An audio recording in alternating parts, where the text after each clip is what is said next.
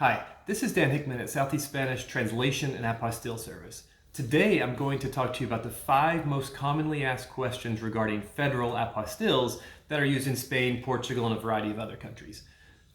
First, before we begin, please note there's a lot of bad information. That's the goal of this video, is to provide quality information based on years of experience, submitting apostilles, dealing with the federal government, and so on.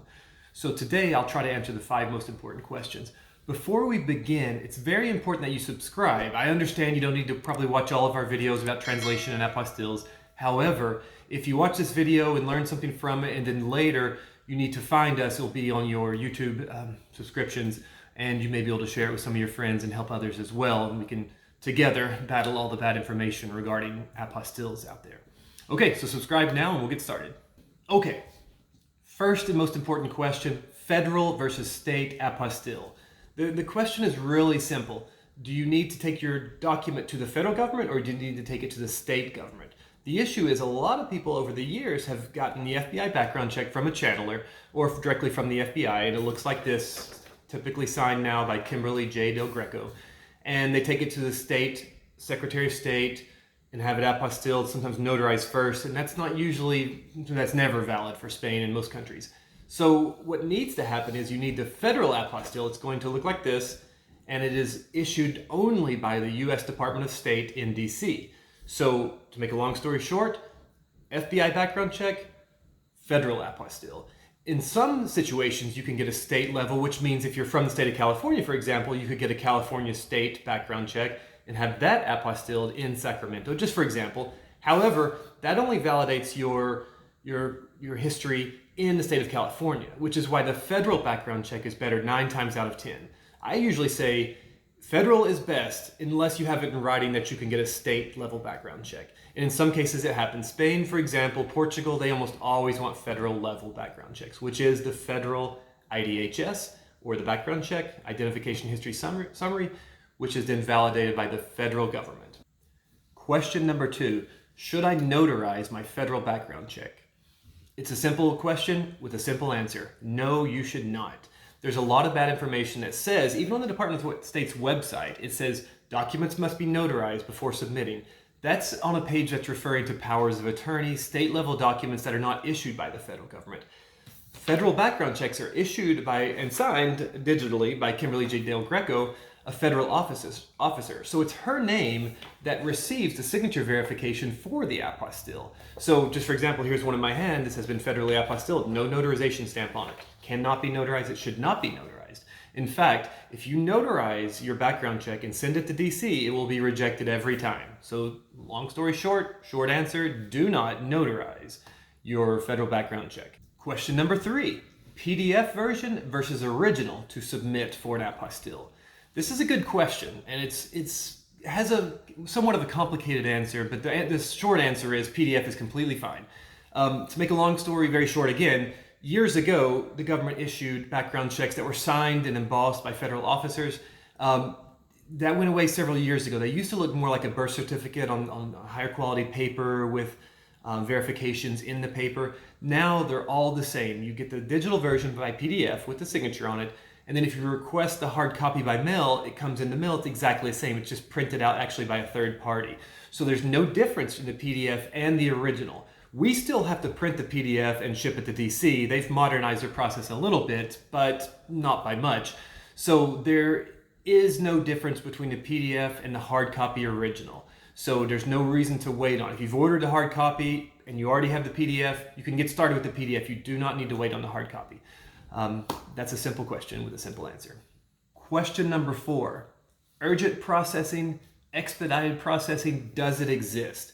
So the answer to that question is yes and no. So there's several steps to obtaining an apostille. For example, when we order an apostille, we physically have to ship all of our documents to the Federal Authentications Office in DC. So we expedite everything by sending everything overnight to DC with an overnight return label, so it comes back overnight. That is the only way to expedite the apostille in 2022, and I assume in 2023 as well. In the past, there were walk-in options, there were expedited options. All of that went away several years ago, so everyone waits the same amount of time. So I caution everyone, if you're searching around looking for different turnaround times, The only thing that will make a difference is getting it to DC quickly and getting it back quickly. Once your document arrives in DC, they're processed in order by federal law. So none of us have control over processing times. We just have control over the processing before and after DC. Our goal, as I said before, is to get it there quickly as possible. Once it comes back, we ship it out as quickly as possible. There's no delays here. Documents don't sit on our desk more than a few hours.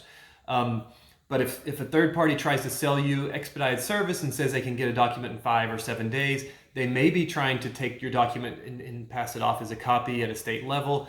That will never work. I mean, a federal apostille has to be done in DC, has to wait in line. There really are no shortcuts now. I wish there were, but there are not. So urgent processing is really only done before and after the federal government processes apostilles. Last question number 5, sworn translation versus certified translation. This really only applies to documents going to Spain. Spain has a group of translators known as sworn translators who are certified within the borders of Spain and sometimes can be living in the US as well. They are translators that are required to translate for most documents going to Spain or being submitted to the government in Spain. If you're submitting documents within the US, you can use a US certified translator like us or most translators within the US who can translate for all Spanish consulates in the US except the consulate of Spain in Los Angeles. That particular consulate requires documents to be translated by sworn translators. The other consulates, Chicago, Houston, Miami, just for example, sometimes on their website it says certified translation, sometimes it says sworn translation. However, after 15 years of submitting documents, I'm 100% positive they do not require sworn translations in Miami, Houston, New York, the other consulates of Spain, except LA. LA is the only one. If you need a sworn translator from Spain, there is a list of translators on the Spanish Consulate of Los Angeles' website. It's not updated very often. Sometimes it's hard to find people, but it is manageable. You know, customers tell me all the time they found someone after a few calls. But the question is sworn versus certified. General rule, within the US, certified is okay, except Los Angeles. If you're going to Spain, taking your documents with you to Spain, probably need a sworn translator. Okay, that answers the 5 most commonly asked questions. I know there's probably other questions. If you have other questions, or if we missed something, or if there's something that's not clear, feel free to call, text, or email. But more importantly, it's really great to ask a question in the comments, which will allow others who watch the video to see the answers, because we'll respond to most comments within a few hours in many cases. Also, it's really important, like I said earlier, make sure to subscribe to us. That way you can have our information later and share this video with others, because our goal, as I said before, is to get this information out there, because we get so many calls every day of customers who've read information that's bad online or just information that's wrong. Or the worst that I see is when someone submitted something to the government, waited 6, 7, or 8 weeks, and were rejected because their document was notarized or some other issue. So please share this video, subscribe, help us to help others out by getting good information about federal apostilles out there. Thank you, and have a great day.